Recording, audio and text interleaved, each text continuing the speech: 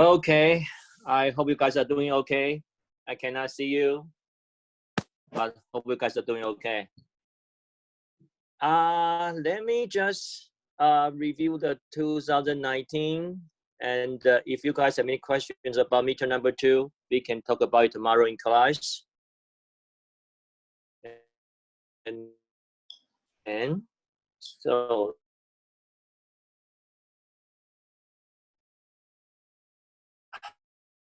midterm, whoa, okay, hold on.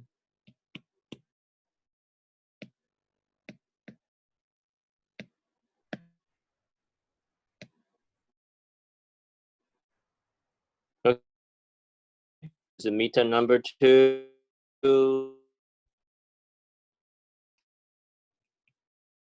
Then 2019. Let's see.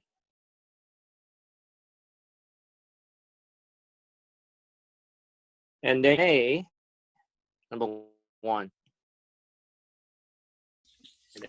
There. It looks like a lagging pretty big. But you guys see my whiteboard? Anyone can hear me? Okay, good. My internet today, it'll be shaky. So hopefully we can go through everything right now. Okay, so I'm recording. So if you somehow in some chance you guys cannot follow me up, then you can go back to YouTube to find out step by steps.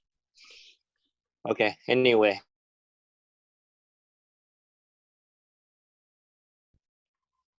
Okay, then PDF of xi, follow that x is xi, going to follow normality.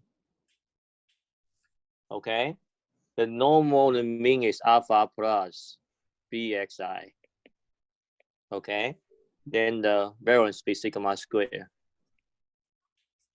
You definitely saw it in Joline integration. Simplified version to told you that this is MLE. And then this guy sigma square is known, so we don't have to estimate it. Then right now we do have alpha and beta. Looks like a coefficient we want to estimate. But in A, I said beta fixed. Okay. Then trying to find alpha MLE. Okay. So finding MLE really is really nothing but just writing down like a function. Okay. Then you think about what random variable is. Random variable is still yi. That means I from 1 to n.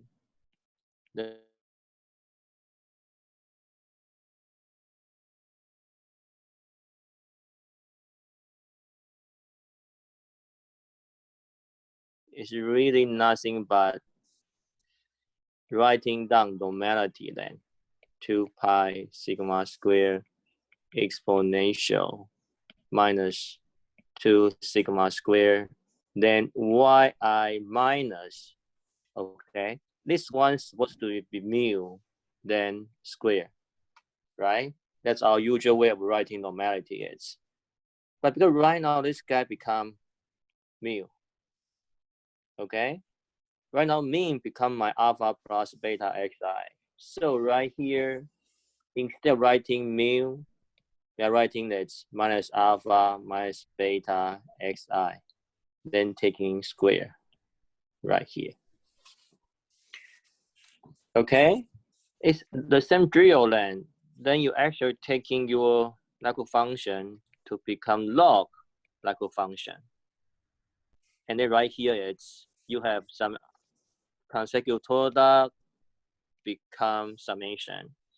Then you do have what? You do have a log right here. It's 1 over square root 2 pi. Oh, let me do one thing pretty quick. I think maybe I don't want to run that fast yet. Maybe I want to write it 1 over square root 2 pi sigma square, then which power n. Then exponential 2 pi sigma square, then put summation I from 1 to n, then yi minus alpha minus beta xi, then taking square right here. Okay, then that's easier for me to working on is log likelihood function, taking log here equals to what? Right here, I want to jump. If you don't know what that is, then let me know. We could talk about it in more detail. The reason I want to jump is because this guy right here, okay, it's not a function of I, not a function of alpha. So to alpha, this guy is nothing but constant. So when you do your likelihood function, solve your MLEs, you don't have to pay attention to it. The reason why I say it's proportional to. Okay. So right here, taking log become minus 1 over 2 sigma square, then summation I from 1 to n, then yi minus alpha minus beta xi, then taking square. Okay, then that become your target function. Then the next one would be what? You just taking derivative alpha, then taking derivative equals to what? Okay, I cannot pretty memorize what that is. So let me try my best. Or maybe I can write it here. How about that? It's easier to look at the same page. Okay, right here it's I partial log alpha, then partial alpha equals to minus 1 sigma square. Then 2 summation I from 1 to n, then yi minus alpha minus beta xi. Then you do have a chain rule right here. You do have a chain rule right here. So you do need to times, then minus 1 off. Okay? So this year, I do have a student cannot do this kind of differentiation. Okay? So right here, you might want to look at that. How to do partial that function, then partial alpha. Okay? You don't have to open square out, which means that you don't have to write down yi square minus 2 plus. Let me see. You don't have to do this. Y squared plus alpha squared plus beta squared xi squared, then minus 2 alpha yi, dot, dot, dot. Okay? You don't have to open your square out. Okay?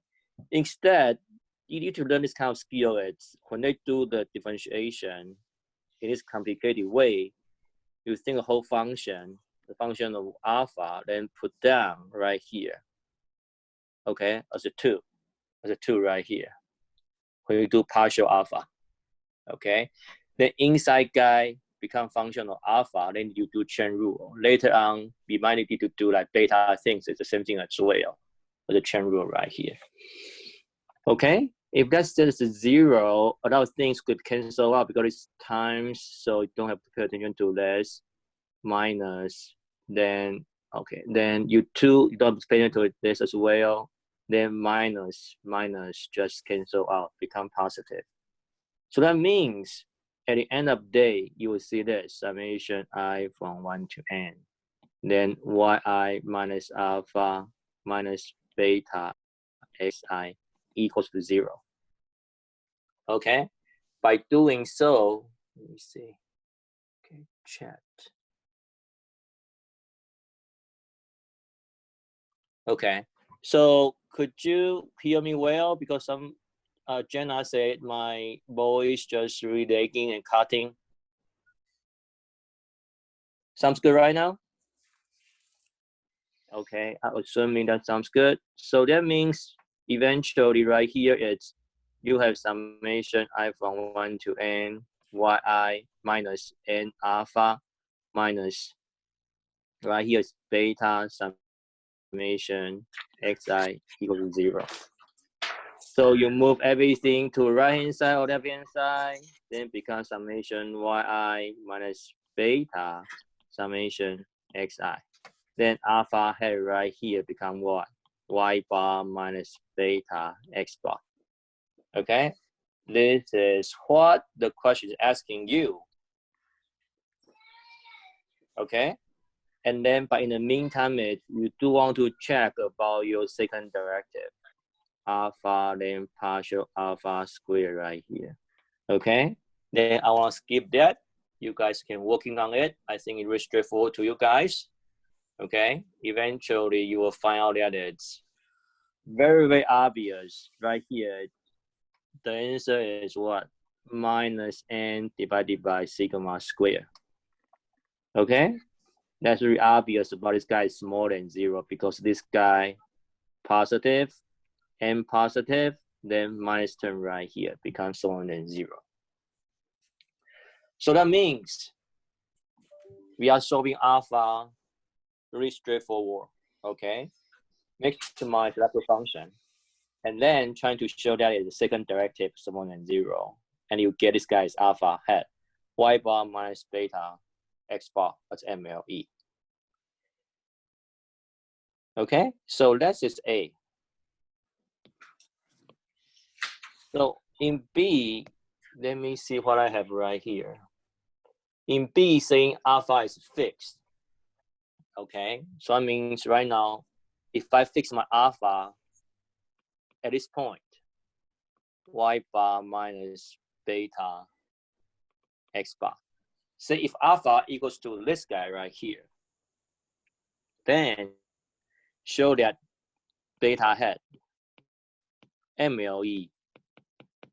Okay, it's right here. Okay, so I think there's still something right here. Again, you're just writing something really straightforwardly. For example, let me see if I can find some easier. If not, we just find something really directly plugging things. For example, because Laplace function is going to be the same as this guy right here. Okay, Laplace function won't change. Okay, and right now you're talking, we are saying this alpha right here. I want to replace the alpha tilde by definition. So that means we will do that then. So let me go back to the second one. So we'll do that then.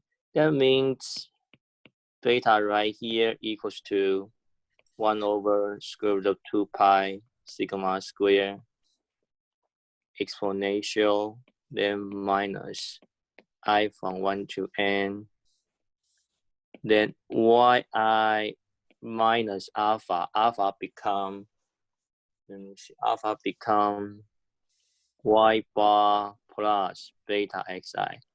So alpha become y bar minus beta xi. I just directly put minus term. Okay, then become minus y bar plus beta xi.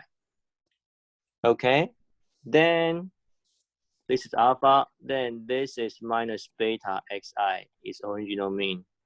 Okay. Of course, I think they are divided by 2 sigma square. Then divided by 2 sigma square right here.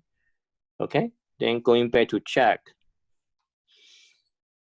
Yeah, I think so. Just replacing alpha by alpha tilde become this. Okay. Then again, this guy whole thing become function of beta. Function of beta. Again, just like taking log. Okay. Again, you can write down it's proportional to. Again, first term right here doesn't have anything about beta. So they become minus 1 over 2 sigma square, then summation I from 1 to n. Maybe you can write one thing, it's yi minus y bar, then beta as xi minus x bar. Okay, just combine 2 terms, taking beta out, xi minus x bar, and then taking square right here. Okay, again, if you do partial log, then partial beta become what? again is 1 over 2 sigma square. Again, you don't have open your square out. Using the same technique, this guy 2 goes down right here to summation I from 1 to n, then yi minus y bar, then plus beta times xi minus x bar. Right here is after taking your square down. But don't forget about chain rule. Oh, oops. Don't forget about chain rule, which is what? Xi minus x bar right here. Okay, good. So that means, again, you set as 0. You set as 0. Then you will have in that it's summation I from 1 to n, then yi minus y bar times this guy right here, xi minus x bar inside, okay? Then plus beta xi minus x bar, then taking square equals to 0. So far, so good, okay? Then I'm going to jump a little bit. You have summation right here, taking this term. Your summation right here, taking this term. Then that becomes what? That becomes summation I from 1 to n, then yi minus y bar times xi minus x bar, then plus. Oh, I don't like plus, sorry. I think something wrong right here. Exactly. So this guy is not plus, this guy is minus, because I do write xi is minus term right here. Okay, xi right here. So this guy is minus xi. Okay, that's minus, then this guy minus as well. Okay, then this guy minus as well. Okay, so that means this guy minus, I can write equal to, then move to right hand side, I from 1 to n, then xi minus x bar square. Okay, good. So that means that will give you what? They'll give you your beta hat MLE equals to what? Really equals to summation I from 1 to n,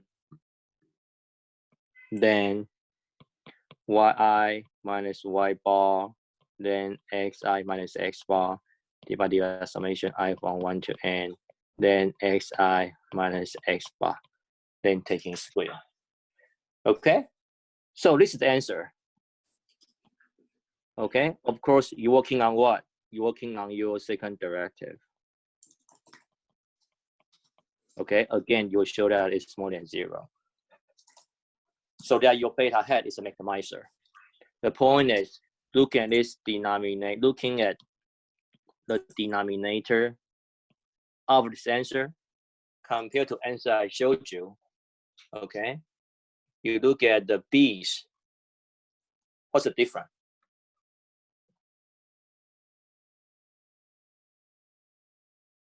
Question I told you the beta hat equals to summation xi minus x bar square, then times summation I from 1 to n, then xi minus x bar, then times yi. Okay? Compared to this, what did you see? Okay? Against what? The difference is this extra term left right here is what? This extra term, let me write in another. This minus y bar. Let me make sure on that. yi minus y bar, no, it's actually xi minus x bar and then times y bar. So extra term should be xi minus x bar. Xi minus x bar times y bar. This is extra term. Then I call this extra term is actually 0. y is 0. We're talking about multiple times. It's this guy doesn't have I, so I can take it out and become y bar times summation I from 1 to n, then xi minus x bar. See it before, right? This guy again equals to 0 because of I can write it summation xi, then minus summation I xi then, right? So summation xi, let me make it more clear. This guy would be this guy equals to nx bar nothing but summation I from 1 to n xi. So that means cancel out this guy.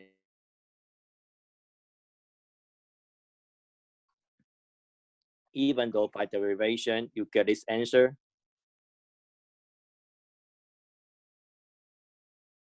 xi minus x bar times y bar is 0.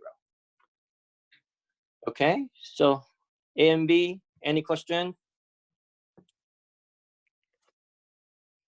Okay, hopefully my voice feel good. Okay. I think A and B should be straightforward for you to solve what MLE is. Okay. So again, I want to mention it's in A and B, you do need to derive your second derivative and then showing that it's negative. So such that you can say your alpha hat or beta hat is actually a global maximizer. So keep that in mind for your midterm number 2. Otherwise, you will be taking out points away from me. Okay, good. So in C, showed you that it's, hey, if I got beta hat right there, could I show beta hat equals to, could I show expectation of beta hat equals to beta, which means is, could I claim that this guy beta hat right here is unbiased? Could I say so? Okay, it is. How do I derive?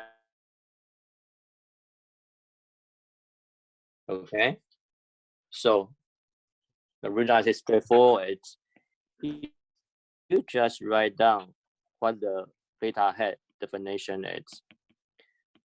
Beta hat is this is a beta hat.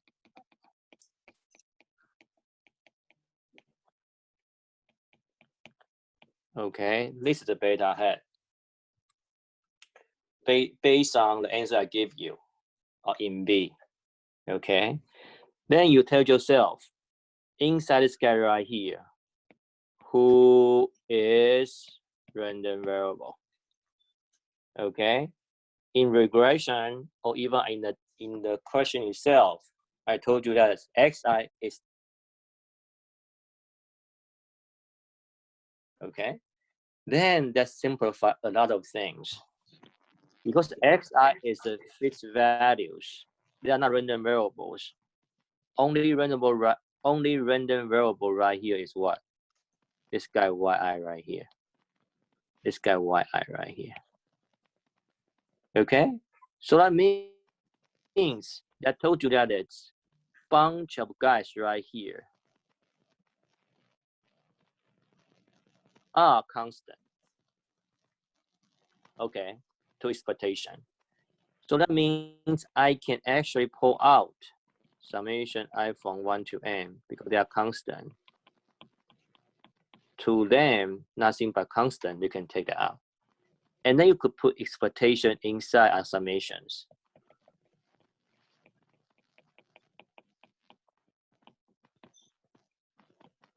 Okay, good. And then again, it's expectation on summation. Okay, then that means I can even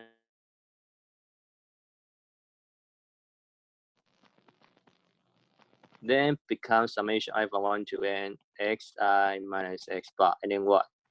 You put expectation inside summation I from 1 to n. Then again, xi minus x bar is constant. Then this guy become expectation yi. Making sense? Okay.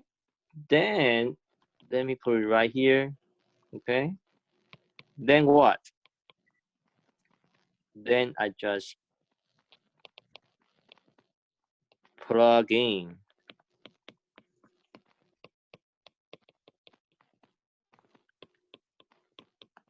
I just plug in what expectation of y should be. Okay. So in the beginning, what is expectation of yi? Nothing but mu right here. Then nothing but alpha plus beta xi. Let me get right here, nothing but alpha plus beta xi. Okay, good. And then the rest of that is just solving this. Solving this, I from 1 to n xi minus x bar squared. Okay, alpha times this guy, alpha times summation I from 1 to n xi minus x bar. Okay, and then I keep telling you this guy what this guy is.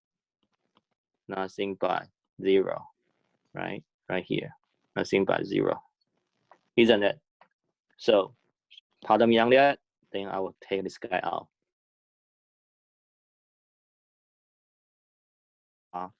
Times this term right here is 0. And how about beta then? Let me do that. Then the next term will be summation I from 1 to n. Then xi minus x bar times beta xi. Okay? Then this guy right here. Okay, again, summation I from 1 to n xi minus x bar squared. Right here, this guy, beta, no I, coming out. Okay, then xi minus x bar times xi. If I say I can actually times minus x bar again, the value won't change. Why I can say so? It's exactly the same thing as the argument right here. Okay, argument right here, argument right here. Okay, even I put down what.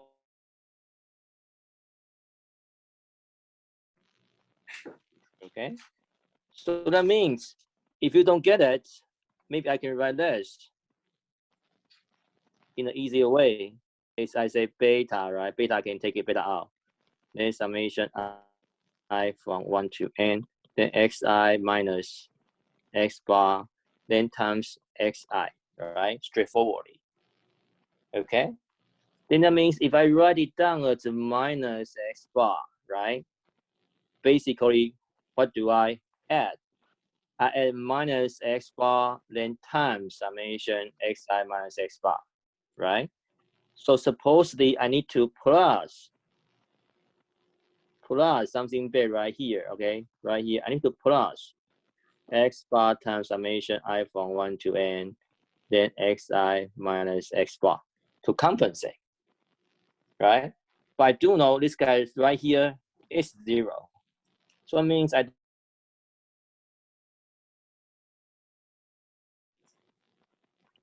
okay? I don't rewrite that. And then these two guys are the same, right? That means all I need to write is what? This guy is taking square. Okay? That means cancel out this guy of beta hat is. Any question in C? This is all I have, right? Do I need to show anything? Oh, I didn't show variance of beta hat then. Okay, good. Then variance of beta hat, really just straightforwardly. So variance, but you do need to know how to handle that constant or random variable thing is. What you feel is too brush right now. I don't know why. Then they change a small, maybe small line. How about that? Let me see if it work better then. Maybe it work better. Okay. Okay. Then variance beta hat. Okay. You just variance that definition of beta hat. You're writing that out. Xi minus x bar square. Summation I from 1 to n. Xi minus x bar. Then yi. Okay. I think we do this kind of practice in homework before, right? Again, the whole thing right here, if you can see that, it's actually constant. So the I from 1 to n, then ci square variance of yi. If you can jump it pretty quick, you could do that kind of jumping to do so. If you can't, it's okay. We can take step by step. Okay. So let me take something out right here. Okay, because I do wanna. So right here we can take step by step. So this guy is divided by some constant right here. We could take that out first. I from 1 to n, xi minus x bar ci. Then you do have this guy square because it's constant, right? Taking constant out of variance become I from 1 to n, xi minus x bar, then yi. Okay, then again right here, you could write down summation I from 1 to n, xi minus x bar square, then taking square right here, variance summation. Okay, then because I from 1 to n first, the inside guy variance. Inside guy variance, again, this guy is constant. I can take that out. Then variance of yi. Okay? So you do need to see that. And then variance yi is what? Variance yi based on the first page right here. This is variance yi. Okay? Variance yi nothing but equals to sigma squared. So that means, okay, variance not uncomplicated. Sigma square doesn't have I, so I can take it out of the summation. That become sigma square summation I from 1 to n, xi minus x bar square. Don't forget about I square out. And then another summation I from 1 to n, then xi minus x bar. I do have what? 1 and then square right here. So that means I can take that square out. Eventually become sigma square divided by summation I from 1 to n, then xi minus x bar, then square then. Okay, that's the variance of it. That's the variance of beta headeds. Okay, good. So because the meter number 2 is take home, you could definitely Google it about the derivation, how to deriving the variance of the beta heads. Okay, in a linear regression setup. But I do anticipate you will write something like me writing here, okay, to derive more clearly about why variance beta head is sigma squared divided by summation I from 1 to n xi minus x bar squared. Okay, but in the meantime, is because you have resources, you are more than welcome.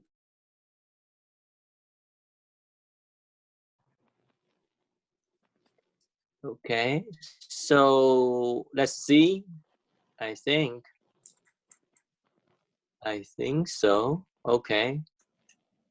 Any question on C? Okay, so I think we can move on to D. Right here. D possible is the most easy one as you ever have for midterms, trust me. Right? So I told you that using the fact that it's alpha hat equal to y bar minus beta hat x bar. So I told you that alpha hat y bar minus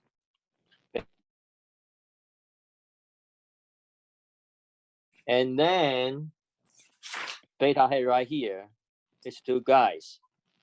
It's going to beta as MLE. Okay, that means alpha hat MLE, alpha hat X MLE, beta hat also MLE as well. Then I'm trying to estimate theta divided by alpha plus beta with some fixed value, x0 right here. Okay, then I'm trying to deriving theta hat MLE. Okay, then how do I do it? The most easy one is what? I just plug in alpha hat, then plus beta hat x0. How can I still call that as MLE? Why? I'm using MLE's invariance property. You got an answer.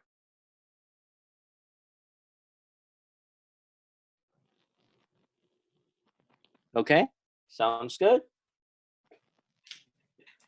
Okay, so yeah, these about MLE things. Then E right here.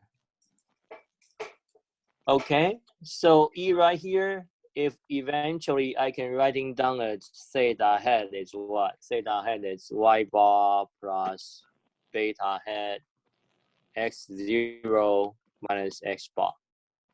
And then show that theta hat is a bias estimate of theta. So that means you show that theta hat eventually show that, right, equal to theta. That's how unbiasedness works. Okay, then expectation should be straightforward. I think nothing should be tricky in terms of expectation. You just write everything right here. Okay, as I theta hat. And then what is y bar, right? Expectation. Then plus expectation of beta hat. Then this guy again is constant, so you really don't have to write anything right there. Okay. Then how to move next then, right? Y bar is what? Y bar equals to what? Y bar equals to n at E Y I H. I jump a little bit. Hope you can see that. Okay. Well, just right here. Right, from 1 to n, then yi. Okay. Then you take expectation inside, then become right here. Okay. Then you know that it's expectation of beta hat. Be sure that beta hat is expectation of beta hat. Beta hat is a estimate of beta. Be sure that in B. Okay. Or beta. Again, I do know expectation of yi equals to alpha plus beta xi. Right there. Okay, good. So that means I can write what? I can write it 1 over n, then n alpha plus beta summation I from 1 to n, the xi. Do you see that? I just put summation on this guy right here. Okay, the first alpha doesn't have I, so become n times alpha. Then this guy, the second guy is beta times summation I from 1 to n xi. Okay, then plus beta times verify 1 over n times n, then become alpha. Then this guy right here, beta right here, 1 over n, summation xi, then become x bar. Then plus, I just open up beta 0, then minus beta x bar right here. You see beta x bar cancel out, become alpha plus beta x0, nothing but theta. Check. You see the unbiasedness. Okay, good. Then the next one would be a little bit tricky then. Okay, good. This is a midterm, so just be patient and trying to solving for expectation and variance. Okay, so trying to solving for variance of theta hat. That means you're trying to solving for variance of what? Variance of theta hat is what? Theta hat is y bar plus, okay. Y bar plus beta hat x0 minus x bar, right? Looking back, I think so. Y bar plus beta hat x0, yes, okay.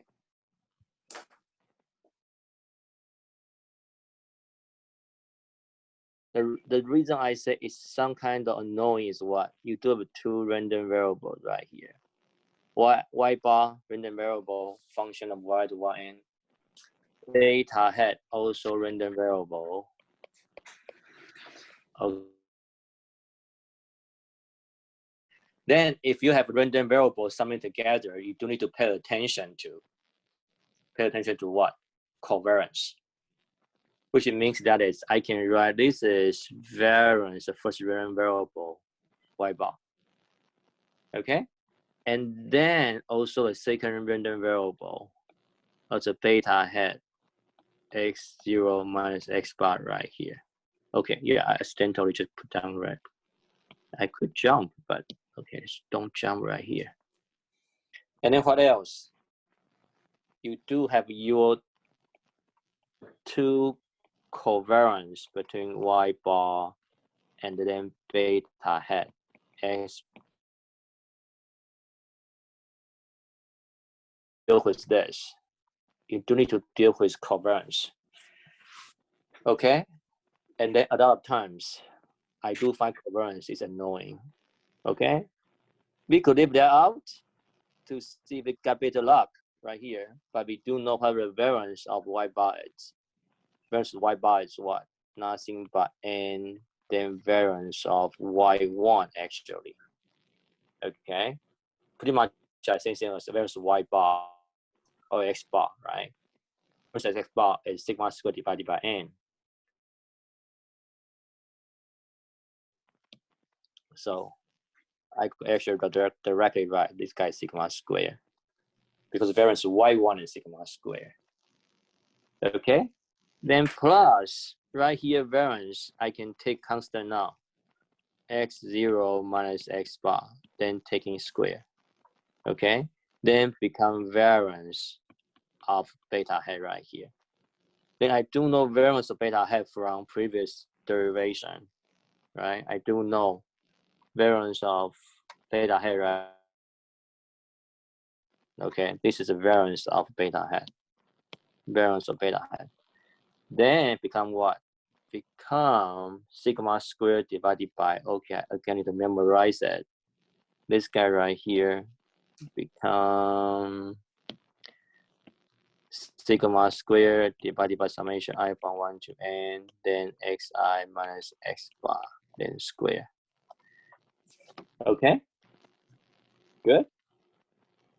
Then let's deal with the most annoying part is covariance. Again, this guy I can take one constant out. That means I only to deriving y bar and then beta hat right here. Okay, good. Good news is I told you that it's, if you remember your regression class, this guy is 0.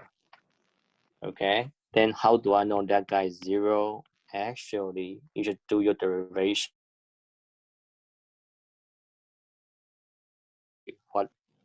data headed, which means that it's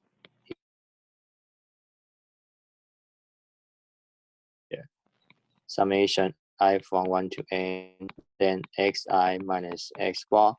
Okay, so I writing down as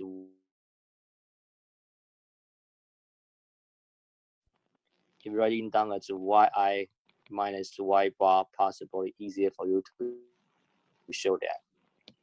They are variance is 0. Let me put down a random variable notation. Yi minus y bar. Okay, good. So this guy right here, nothing but what? Again, it's I wanna jump a little bit. Okay, if you cannot see it, well, again, it's the whole thing is CI. I can do that, but let's forget about it. Okay, maybe just too confusing in a way. Okay, I can do that directly, just taking out first one.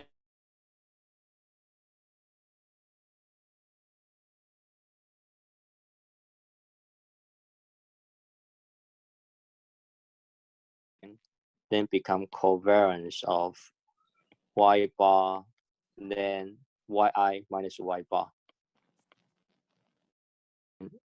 yi minus y bar. But I do have one term out, so then pardon me on that.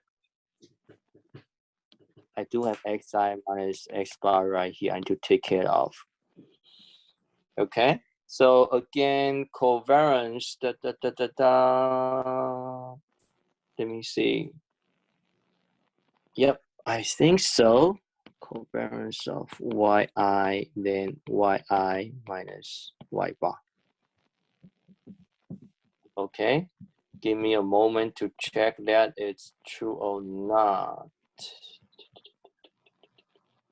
Yeah, I think so. I think so. Okay, so that means I'm really looking for this guy could be 0. So that means the covariance holding with 0 is actually true, right? Covariance of yi, then yi minus y bar, I should write down the summation I from 1 to n, yi right here. Okay, then you're just working on your covariance then. This guy, the first one, covariance yi, and then yi. Okay, then minus. Then we see minus 1 over n covariance of yi, then summation I from 1 to n, then yi there. Okay. No, I don't like it. I don't like it. I don't like it because this guy is now yi. This guy is y bar. Yep. Yep. I like it better right here. Sorry about that. Y bar. And then, so that means what? So that means I want to take a boundaries out. Sorry about that. Because I don't see the path, so I need to retreat a little bit. So I'm yi minus y bar equals covariance of y bar and then yi, then minus covariance y bar and then y bar. Yep, then I like it. Okay, so this guy right here, I can write as a variance of y bar. This guy becomes sigma squared divided by n. I know that. And then how about this guy right here? Okay, I can work on here. From 1 to n, yi, then yi.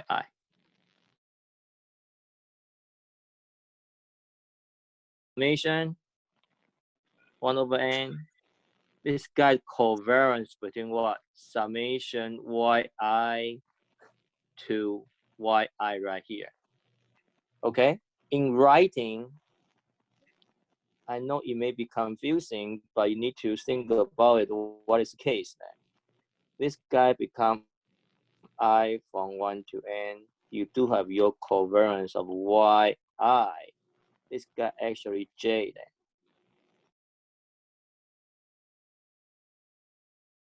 Maybe easier to think about it. This guy is yj and then yi.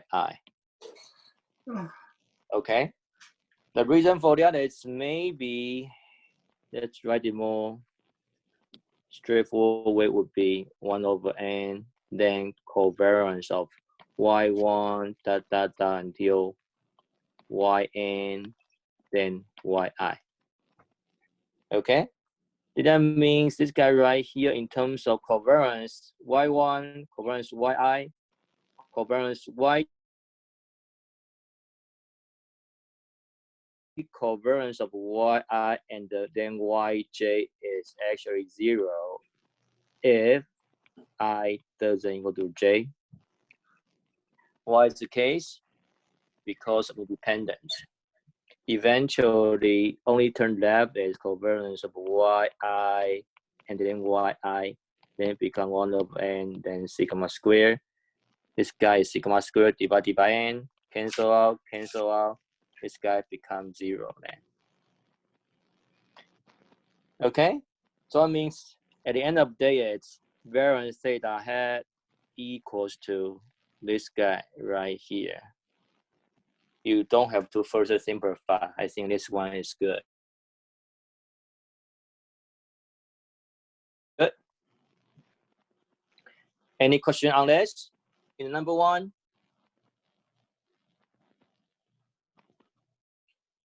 I have to say this question is perfect for your take-home exam in number 2. Right? You need to spend a lot of time on derivation. Maybe some better methods. Yeah, you could have some better methods, of course. Okay. So maybe Tian Hao want to share?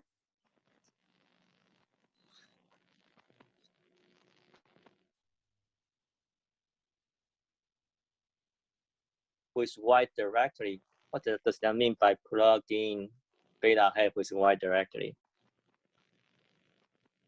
So your saying is just writing down beta hat as this, just writing down beta hat right here?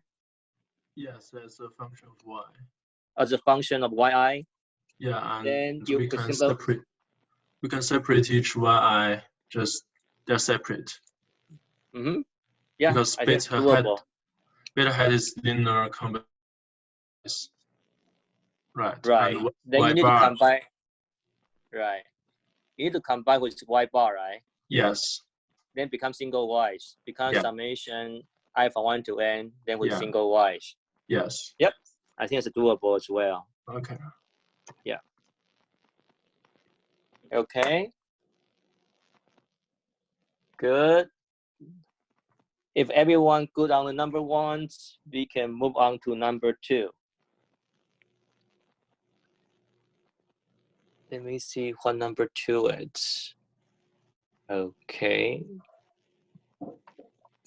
So x1 to xn, number 2, which number 2 right here, okay? x1 to xn.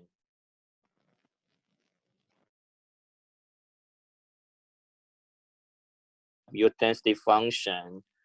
Oh, look what this one looks so familiar. So familiar. I think that's actually some PDF emitter number 1 of ours. X from 0 to 1, and then theta bigger than 0. Okay. So in A, show that score function, which basically first derivative of the logical function is 0. Okay. This guy is showing PDF. Actually, I think. Oh no, you could do a single PDF. Either way, well, they're the same thing. But I think this guy is showing a single PDF. It's expectation score function 0, right? Okay. Good. So in my mind, when I do this, I'm actually looking for this. So if you're taking log, right, straightforwardly about your PDF right here, become what? Log theta plus theta minus 1 taking log x right here. That's my intention. Then you do partial theta. 1 over theta plus this guy theta, this guy log, then become. Okay? And then you take expectation underscore function.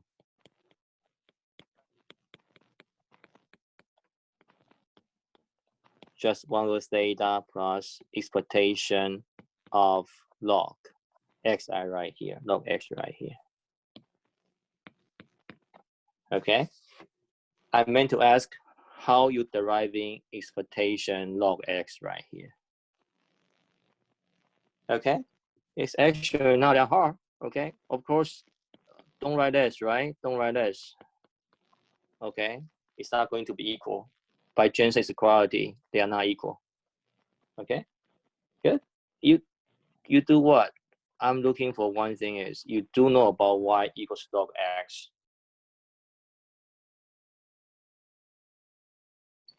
Right? So that means this one should work. Deriving the PDF of y, then eventually expectation of y become then dy then. Okay. Again, I'm not sure about the range, but we'll figure that out later on. Okay. Good. How do we deriving? If I do have this, how do we deriving a PDF of y? Well, nothing but what? Transformation. That means you need to deriving inverse function first, and then deriving Jacobian again. Okay? And then nothing but meter number one's material. And then you do have your new PDF written down as old PDF plug-in inverse function. Then don't forget about Jacobian. And then this what? This is plug-in theta. Then E, then Y, theta minus 1. Right? Then times E, YX. Then become theta, E, Y, theta. Exponential, 1 over theta. Okay, so then because of taking log transformation, this guy y become from 0 to infinity. Okay, but looking at this, you possibly know that what ey is already, I think, is 1 over theta. Less than 0.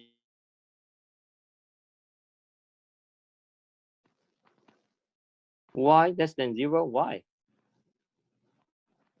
What happened to? Oh, okay. X more than. So that means it's less than 0. Yeah. Oh, okay. That means I actually make a wrong thing, should be minus. Yeah, Tianhao, thank you for correcting me right here. Okay, we do emitter number 1, I think. I cannot just assuming, actually my intention is minus is easier. Well, you can always switch, but if you look at minus, should be easier. It's minus EY. Okay, that's the reason why this guy is not actually, this guy is not exponential 1.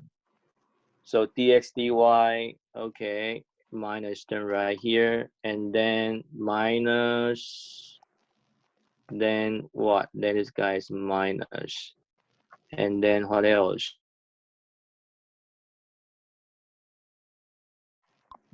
Then this guy, yep. Okay. So this guy again follows exponential 1 over theta by more standard definition of exponential. Okay. Then you do have E, so that means right here you do have expectation of Y is 1 over theta. Then coming back to this, I should write it, this guy is minus, and also minus inside, and then become 1 over theta minus 1 over theta, then equals to 0. This guy is what we need to show.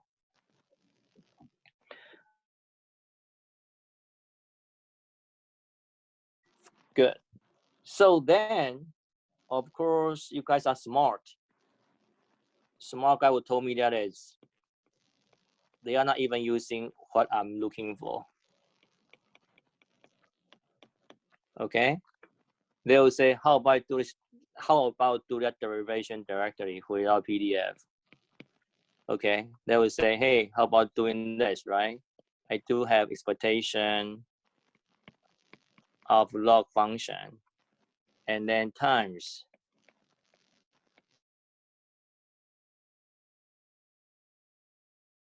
underscore function. Okay, then they'll keep deriving.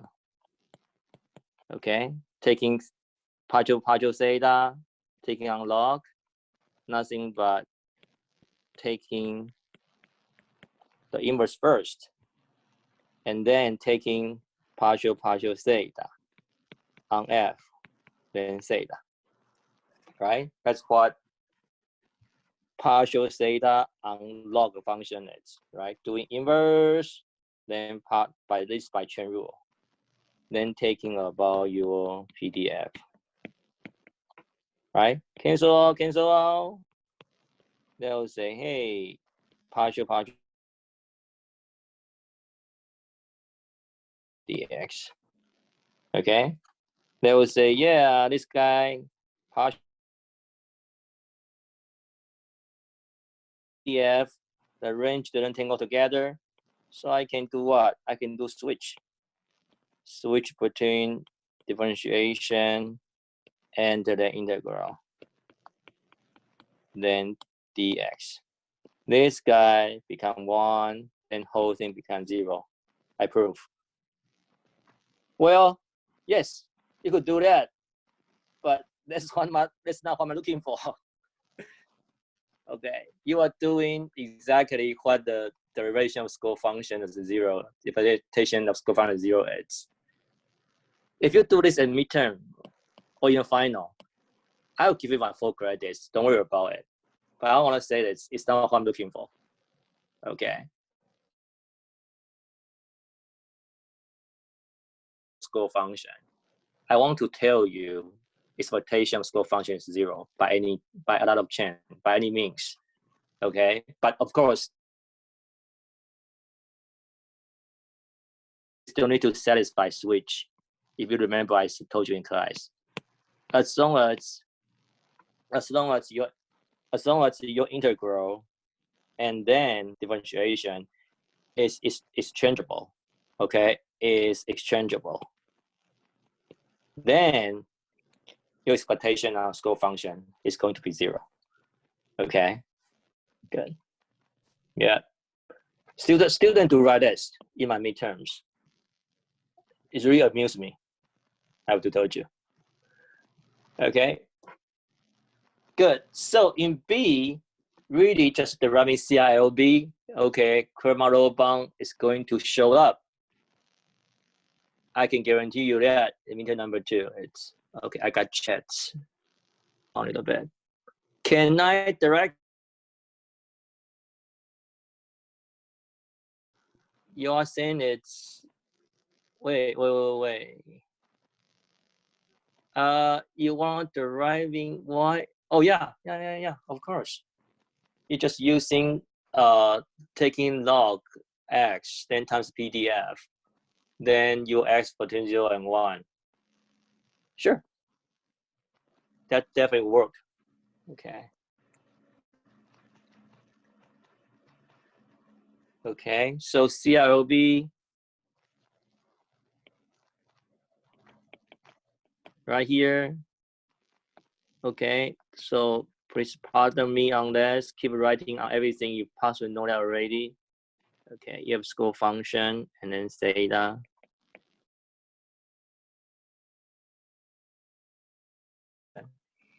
Again, it's your denominator bunch of ways to write it, right?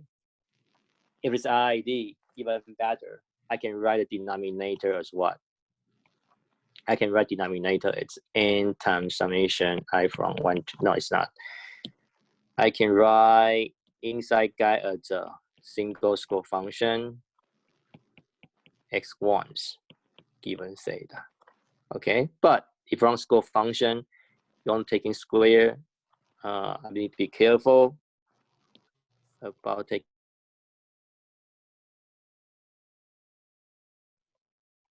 taking square and then taking expectation outside. So how about you're taking out n right here in the very out, then right here. So that means this guy join PDF, using join PDF, there's no n. There's no n. Okay, no n right here, no n anywhere in join PDF. When you derive your join PDF, derive your expectation, then you'll see n coming out. Okay, and then if you decide to using single PDF,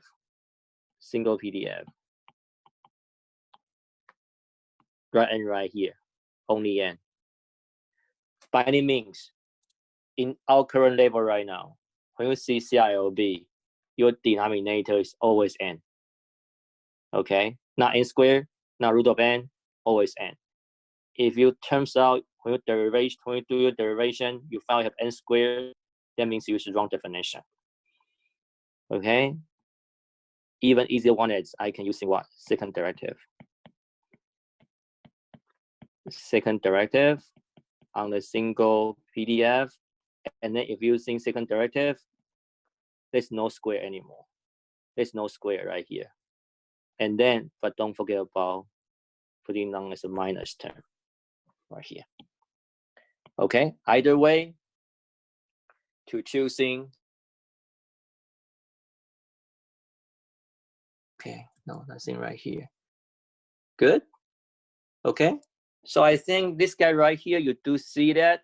This guy right here, you do see that in your H, right? In the first, in A. In A, this guy, oh, this guy would be only partial, only first derivative. Do I do any second derivative? No, I don't. Then we could do that easily, right? If we do second derivative, theta squared log of the single PDF is what? This guy out, this guy, oh, partial theta, sorry about that, this guy out, and then this guy become. So that means that even easier then, there's no random variable in my second derivative. So that means right here is n times minus, then minus theta squared.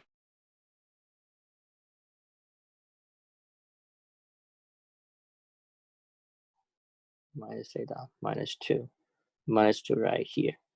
Okay, that become what? That become n theta squared. So CILB,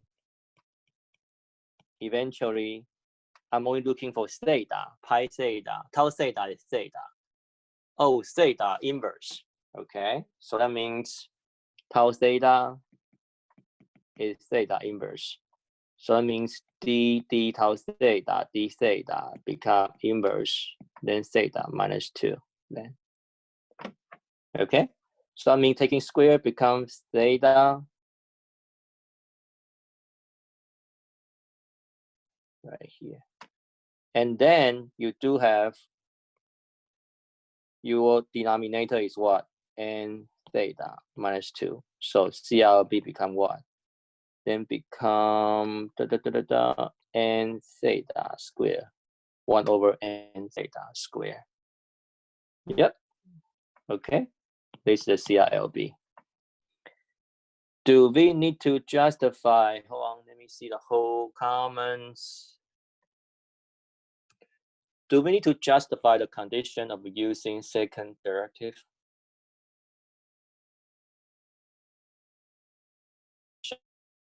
Of using second derivative. What's the problem of using second derivative? Tianhao? There's a condition for this. What condition is necessary for that?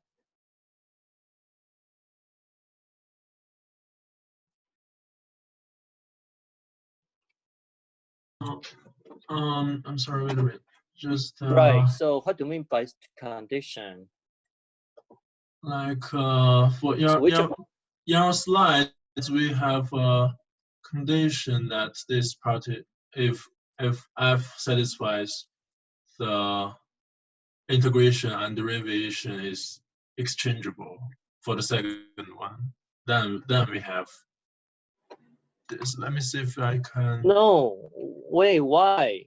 When I do derivation, I said so the whole denominator right here equals to n times minus second derivative of log local function. We don't use any exchangeable property. Yeah, but I mean, why is the expectation of this square equals to this? Yes. Yes, yeah. Yes. In the Cassandra, yes. At some point, you do need to that exchangeable property.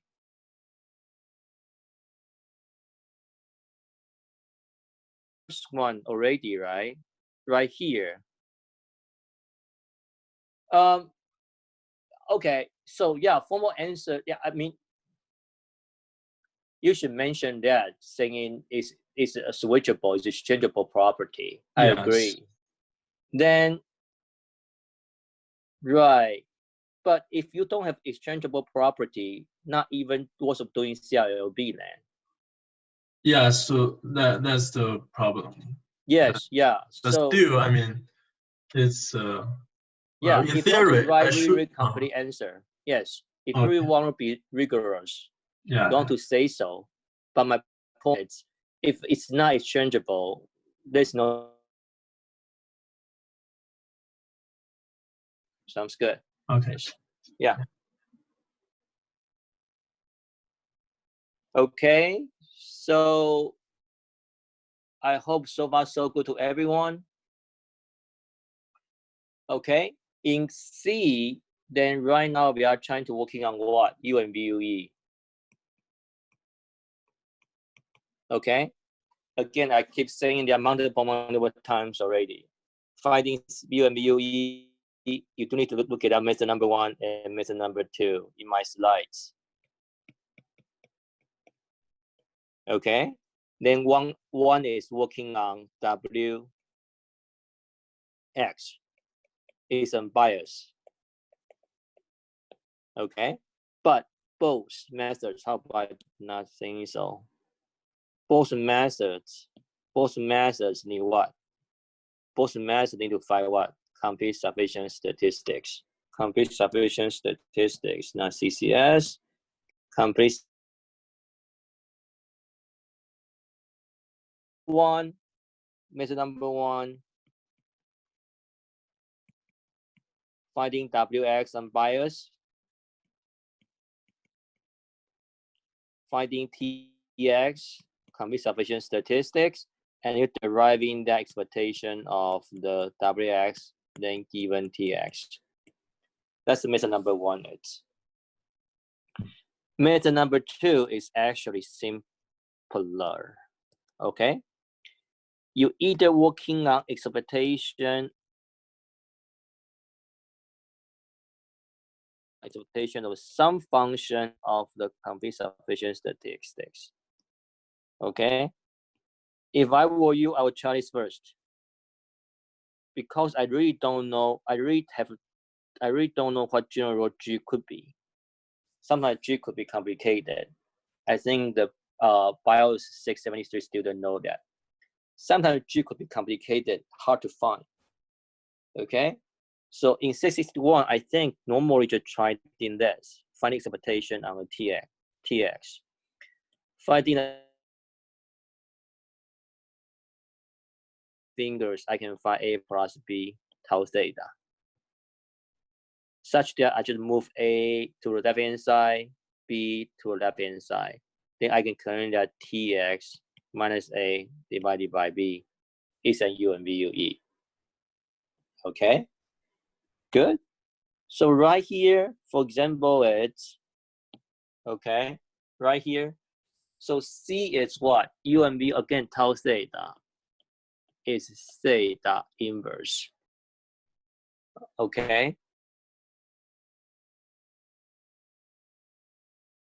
Complete substitution statistics. Okay, good. So then me do one thing is first. So let me see, I want to do transformation or not. Maybe it's not really necessary, isn't it? Okay, original PDF theta is what? It's theta x theta minus 1. Okay, original PDF.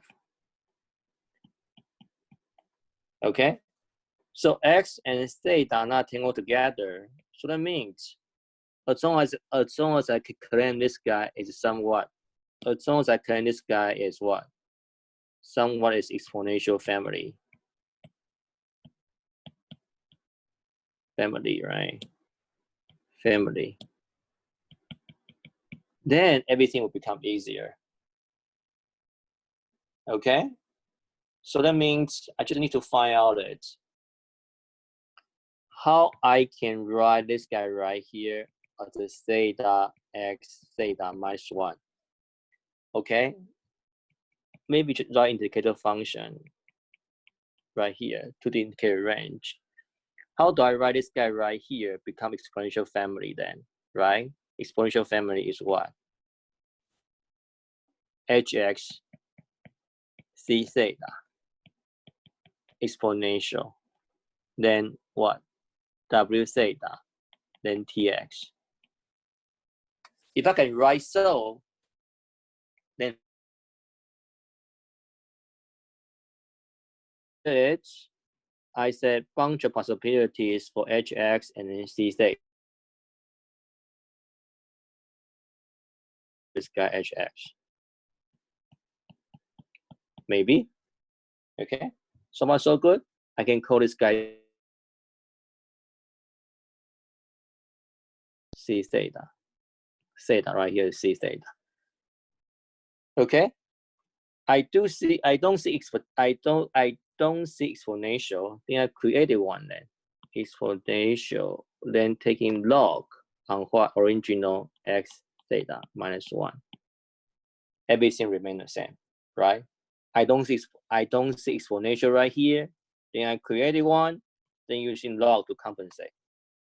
Okay?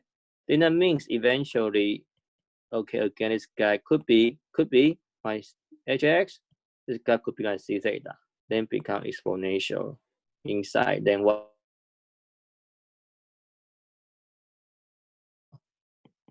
Log x. Okay.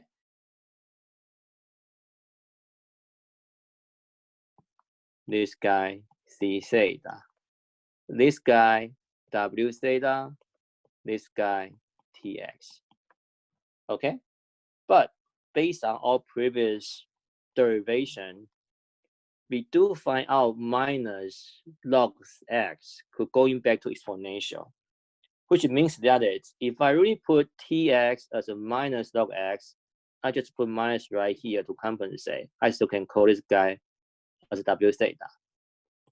That means I can directly call, hey, tx minus log x right here. That's my tx. Then based on theory, I told you is what? Exponential family writing down my tx right here. This is my tx. This is my tx right here. I just put summation I from 1 to n before it. I can call this guy as complete sufficient statistics by the property of exponential family X. Okay, good. Again, right here, I said, hey, let's cross our fingers, taking expectation on the complete sufficient statistics, right? Take expectation on the complete sufficient statistics right here. Okay, good. And what happens? What happens is that I do have that, I do show you that 1 minus log xi is already in A. Because I do know minus log xi, this guy eventually become exponential 1 over theta. Okay, so eventually this guy right here, the whole thing right here is 1 over theta. Okay, then this guy eventually is what? Then n 1 over theta.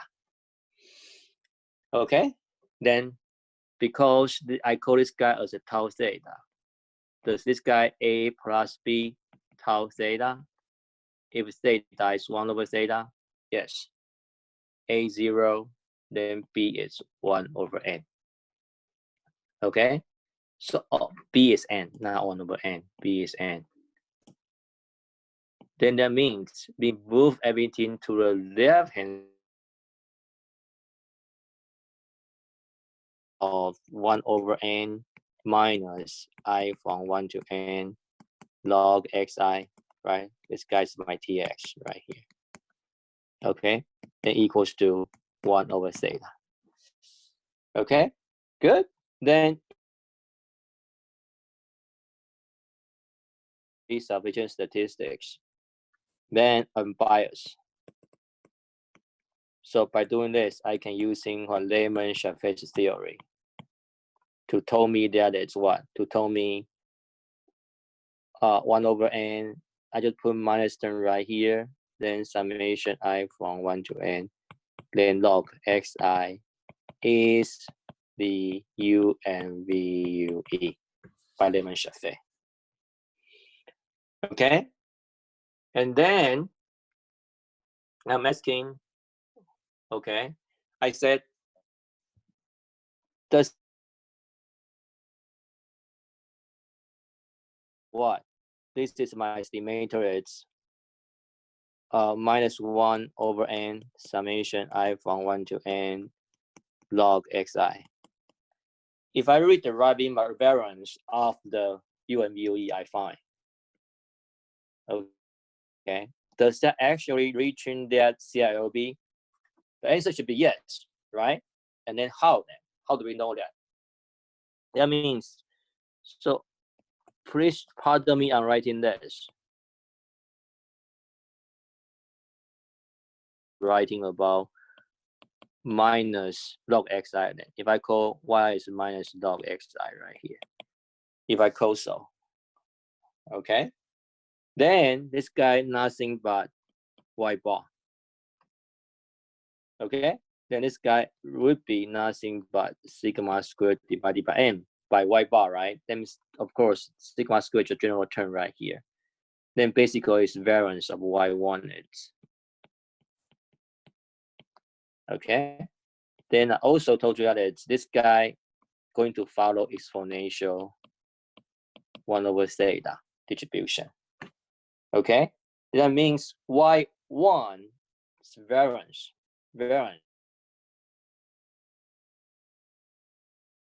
I think 1 over theta square. Okay, if yi follows exponential 1 over theta, then variance is going to be 1 over theta square. That means the guy right here is 1 over n theta squared, exactly the CRLB defined here. Is that right? So where is CRLB here? Okay. Oh no, where does that go then? Right here, right? 1 over n theta square. Our CRLB right here, 1 over n theta square. So that's exactly what we are looking should have smallest variance of unbiased estimator. Okay, good. So I really want to mention one thing. It's okay. You may or may not know it already. Okay, so if I have unbiased estimator, okay, then the variance of their unbiased estimator, if they're exactly equals to CILB, then of course you can imply that TX is the UMUE. No problem at all. Okay. Is that if I do have TX, okay, is unbiased. Okay. Does the variance of that TX necessary equals to CILB? The answer is no, not necessary. Which means that it's you could have an unbiased estimator, okay, which is a UMBUE. But if you compare to that variance of a UMBUE, that variance could still wear above CILB of a lower bound edge, which also means that it's CILB is actually okay, a really conservative lower bound edge. Okay, again, I say again, it's if you do find an unbiased estimator, the variance reaches CILB, that one is going to be UMBUE for sure. But if you find some estimator which indeed UMBUE, for example, proved by Lieberman-Shaffer theory, but when you take your variance right here, it's not necessarily reaching the CILB. This case, we reach CILB, okay, it's okay. But sometimes you might see that as it doesn't reach CILB as a lower bound. Good. Any question on 2? Oh, only 2. Huh. Okay, so I actually have noted C. Okay, before we move to the lag ratio test, any question on that?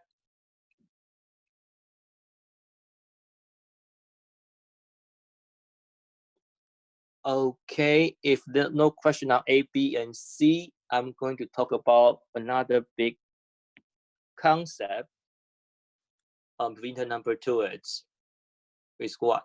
Lag ratio test. Okay. So, indeed, we are trying to find LRT statistic lambda X. Of course, I'm testing null hypothesis theta 0 versus alternative hypothesis theta doesn't equal theta 0. Okay, like I said, it's seeing LRT, don't hesitate, just writing down definition of LRT. You will get some points. Okay, definition of LRT, you do have your numerator is what? You finding supremum theta over null space, and then Laplace function right here. Of course, I can write Laplace function on the side as a general theta. We do have Laplace function in A, B, and C, so let me skip that right here. And then you could possibly choosing 2 ways. One way is using original PDF. Another way could think I as a minus log xi And then I think we do find that it's, let me see, maybe I can show both. In fact, yeah, choosing yi possible is much easier way to doing things. Let me see if let's choose. Hold on a little bit. Yep, choosing yi is easier, but let me work on xi first, okay? So you can choosing y as well. Okay, so let me write that using xi. So I don't want to run the repeat again. So let me just write directly about what that xi using xi as a original PDF xi. Okay, then theta xi is the inverse. Of course, writing down about range of xi is okay, such that you won't miss anything. Okay. So I don't think you can further simplify. So then just stop here.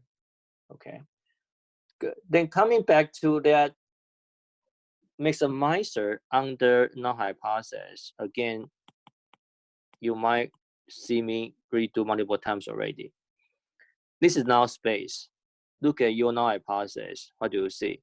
Your null space only having single points.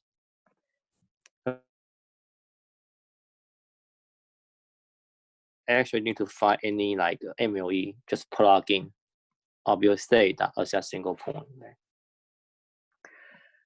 Okay, then how about denominator then?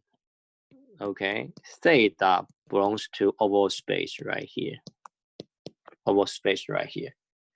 Okay, this guy oval space, that means this guy nothing but plugging theta head as a MLE.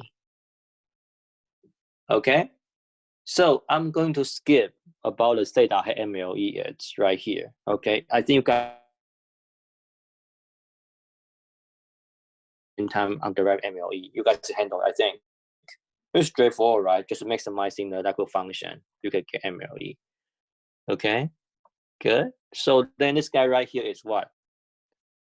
Minus n summation I from 1 to n, then log xix. The reason why I said if you can choosing this guy, you might want to choosing yi xi as well to do things. Well, it's fine. So you don't have to do that. Okay. So, but I do wanna say one thing is because I do told you there's a t statistic right here in D, right? I do say this guy right here is t. Okay. Then how about just write down right here? It's what? Write down right here. It's n divided by t. Okay. Then don't mess up about the inverse or not inverse. Okay. So t is, yeah, I think it's t in the denominator right here. So it means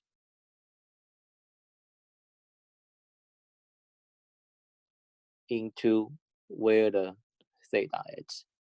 So that means I can actually write down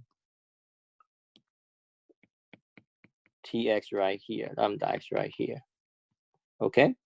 The first one, you plug in theta 0 into where theta is. That means theta 0 and I from 1 to n.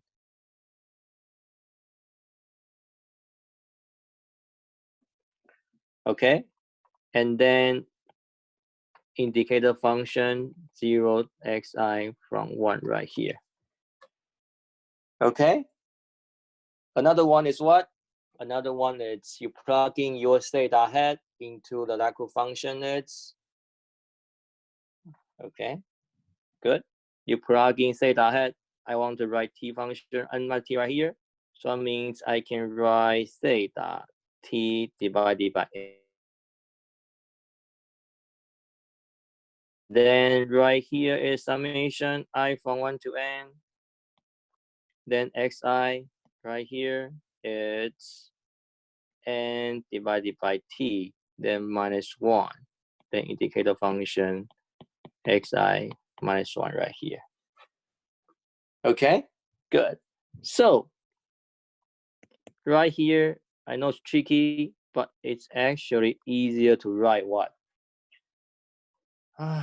So actually easier to write inside guy right here, you're taking log first, then becomes summation I from 1 to n. Again, that's the reason why I said maybe you're doing on y. It's much easier to working on the hypothesis. Okay, so this guy right here taking log, that means I take expectation, then taking log on the whole thing, I from 1 to n, xi theta 0 minus 1. Okay, then 1 xi minus 1. Okay, so right here, I want to further simplify. So right here, I want to first, oh, sorry. Right here, I want to further simplify right here. Okay, theta 0 minus 1, and then summation I minus term out a little bit, and I can write t. So that means eventually it's this guy equals to minus theta 0 minus 1. Then this guy is t, right? I think so, times t right there. Okay, double check to see if I don't mess up. Did I actually mess up then?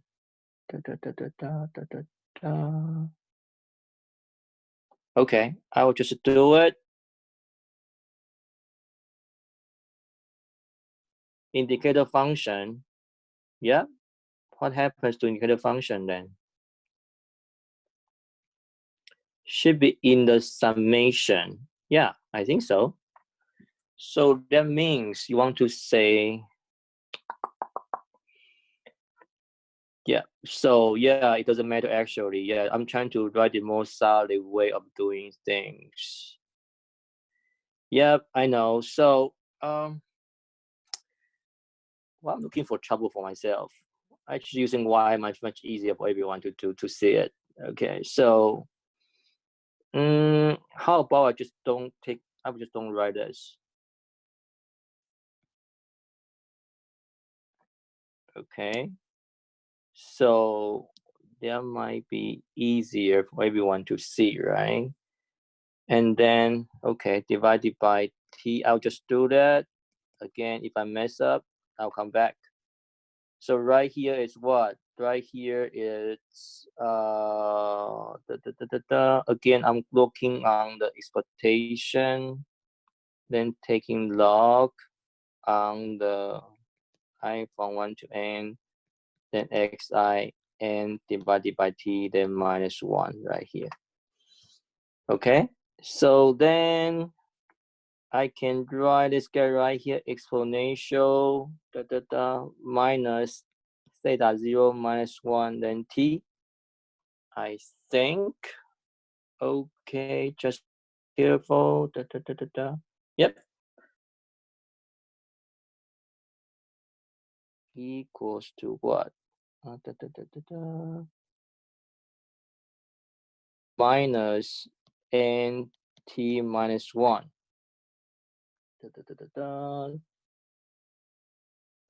Right. Then this t right here. Okay. So let me just taking my notes. So if I taking out this, because I think I want to write that e minus theta 0 minus 1 times t. Okay, then I just need to be careful about that.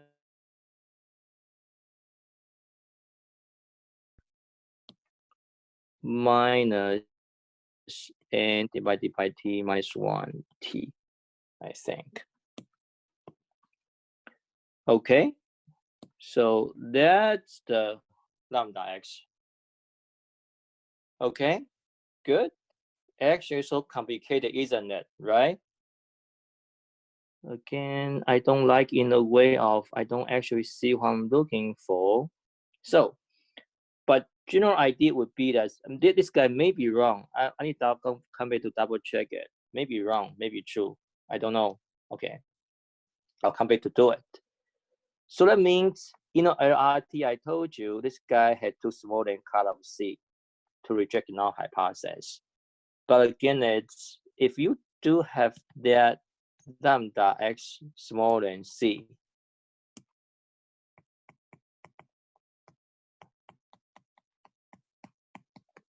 to reject null hypothesis, eventually, if I'm deriving C right here, you do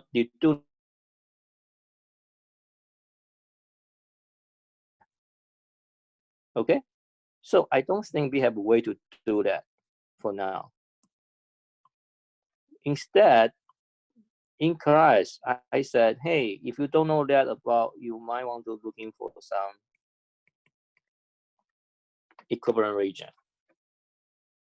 Okay. So in this question, I told you that you could actually find that equivalent region saying what? Let me see. Saying using T as a statistics, and then T bigger than C1 star, or T smaller than C2 star. Okay. So in class, I said, well, it could be T bigger than C1 star, or smaller than C2 star, or one of them, or both, right? And I said, hey, you need to look at your direction of the null hypothesis. The reason I say direction is that, so right here, null hypothesis theta doesn't equal to theta 0. You're supposed to look at for what?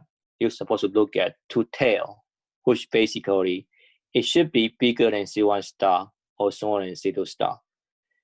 If it turns out to be, I'm actually asking for you to do this testing. Your alternative hypothesis is theta bigger than theta. Now I figure out this guy or this guy. Then I told you that it's, I think 99%. Okay, I'm going to reserve for that 1% for these special cases. You're looking for something bigger right here, inconsistent with the direction of your alternative hypothesis. Okay, so I mean in that case, you are going to looking for this. If I told you your null hypothesis is theta bigger than theta 0.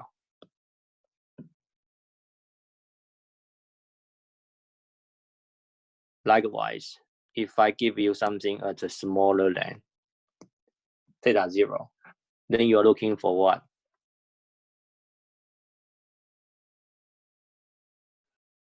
Okay, good. So right now is what? Right now it's, I do have two tail, doesn't equal. So that means this guy should be two tail in terms of bigger than C1 star and this one C2 star is. Okay, good. So I do give you a hint saying that I do give you a hint, I remember. I told you right here.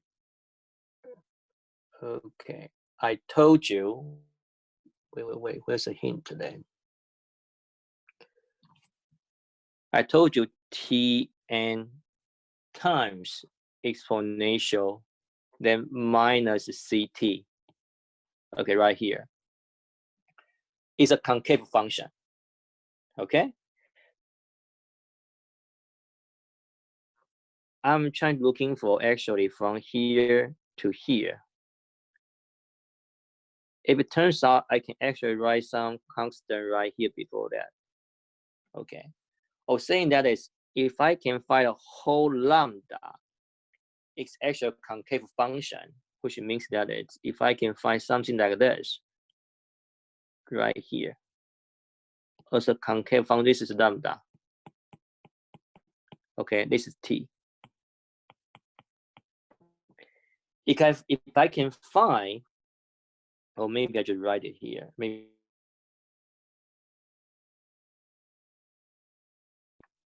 So if it turns out to be it's, hold on. Oh, why was I have maximized number of boards? Okay, I just write it here.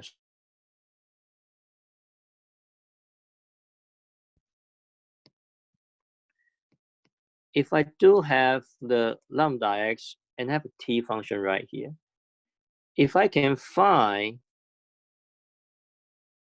lambda x is a concave function of t, then I think, of course, this guy maximize should be 1. There's no doubt about it, I think. Okay. Then if I can find saying that this is the region, I'm going to reject the null hypothesis. Reject. Because lambda x smaller than c. Okay, then this is c right here. This is c. Okay, good. Then equivalently is what? On the region of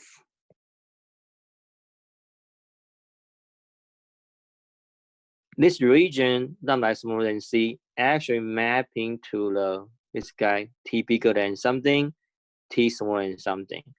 And this guy is C1 star, right? Maybe I don't know which one is which, but C2 star is. So it means you're actually looking for lambda x is a concave function of t. So such that I can write lambda x more than t, lambda x more than c right here, right? Equivalently to, this line, this here, mapping to this curve mapping to right here. Okay. And equivalence would be here as well. Okay. So it means this guy t bigger than C1 star or t smaller than C2 star. Do have that tx lambda x is a concave function of t. Okay, I think so. Eventually, you could simplify this equation to here. But I really don't like it right here, though. I can double check on that to see what happened. Okay, good. So that equivalent region about this. Then in D, then in E, I think, then in E.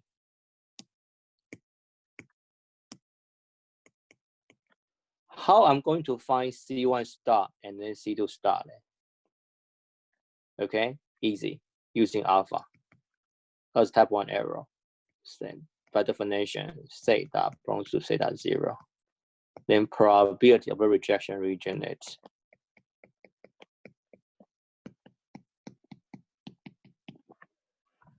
okay, good. Again, easier one is theta belongs to null space, only single point. So that means theta 0, t bigger than C1 star, or t smaller than C2 star. Again, what is easier? That's because t bigger than C1 star, then plus probability theta 0, t smaller than C2 star right here. Okay? Then I can definitely write it. I can divide it by these two probabilities into equal.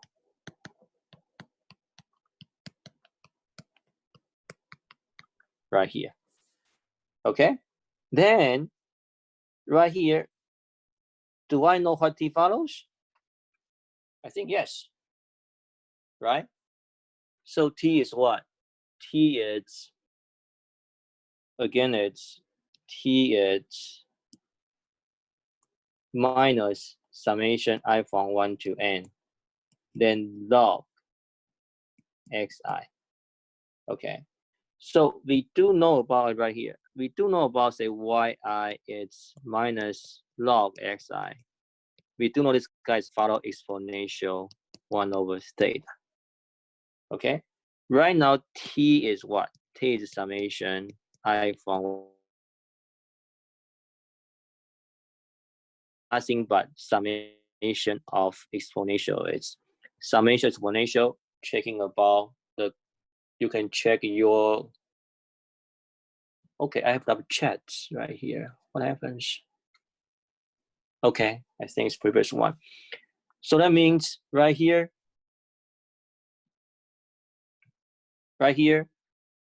summation of exponential distribution then become gamma distribution. Okay, so you could check your distribution table.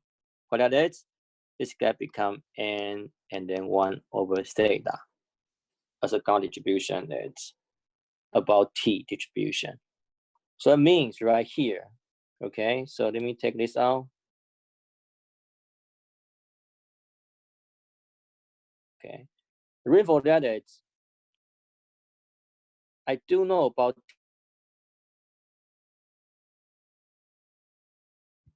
then you told me that it's t bigger than C1 star. It's going to probability alpha divided by 2.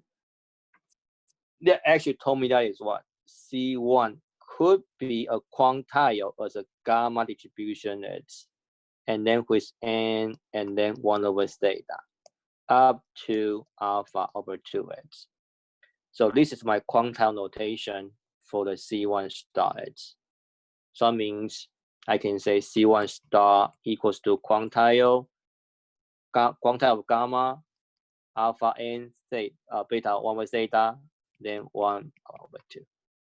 Then how do I find that? The other way around is another way around C2 star right here. I decided to assign the 2 over alpha to C2 star. C2 star. Again, T is gamma n 1 over theta. Then in the left hand side right here, right? Smaller than C2 star right here, right? Smaller than C2 star, the area is alpha over 2 as well. That means C2 star is what? Again, using quantile notation and 1 over theta, then up to alpha over 2x. So that means you can assign this C2 star as a quantile and 1 over theta, then alpha over 2. Is that only choice? No, it's not. You could always write this guy is alpha 1, this guy is alpha 2. Then so if you write so, then you change everything right here. It's okay. Hold on. Tianhao, let me finish this. I'll open to questions. Then doing that, you could say this guy right here. Okay, this guy is alpha 1. 1 minus alpha 1, I think. This guy, 1 minus alpha 1. Okay, and then this guy right here, you change this guy right here to become alpha 2. Okay, that's feasible as well. Okay, good. So I think I finished everything until E, trying to find C1 star, C2 star. Okay, Tianhao, what question do you have? Professor, given the result in D, I think we have a fixed relationship between C1 star and C2 star from your plot here. In D, let me go back to D right here. I mean, we can get back to that plot of lambda. Go back to that plot. Yes, the previous page. Yep. Yes, from here we can see that the C1 and C2, their relationship is fixed. What do you mean by derivations is fixed? So the probability of T being larger than C1 is not necessarily alpha over 2. I mean, it can't be assigned randomly by us. Right, you could. So, which means that you have that, right. So, well, we have I know what you're saying. It's right, because this you need to hold this line straight right here. Yes. They have to become equal, right? Your alpha 1, alpha 2 actually fixed at some level. Understand that. But that one is hard to derive though. Yes, that's how to derive alpha 1, alpha 2. What the level is trying to hold that these 2 points are equal heights. I understand that. But because of the you divide the alpha into 2, it's much easier to handle. And then I think I do put, yeah, I do believe there's a small difference between your optimum alpha and alpha 2 compared to half and half. I agree with that. But it's hard to deriving alpha and alpha 2 the way you talk about it. So I usually just tell students that saying is forget about you really find alpha and alpha 2. It's just choosing half and alpha. That'll be okay. Okay. What I mean is that if I were taking this test here, I might be confused here. Yes. So that means so if you want to really do it really rigorously, like you said, you need to find that alpha and alpha 2, making that these two guys are the same heights. Right. Yeah. Okay. And then I think, I mean, of course there are differences, but I believe the difference will be small. Yes, I understand. Yeah. Okay. And then you just sacrifice really little things, but you will get some kind of practical use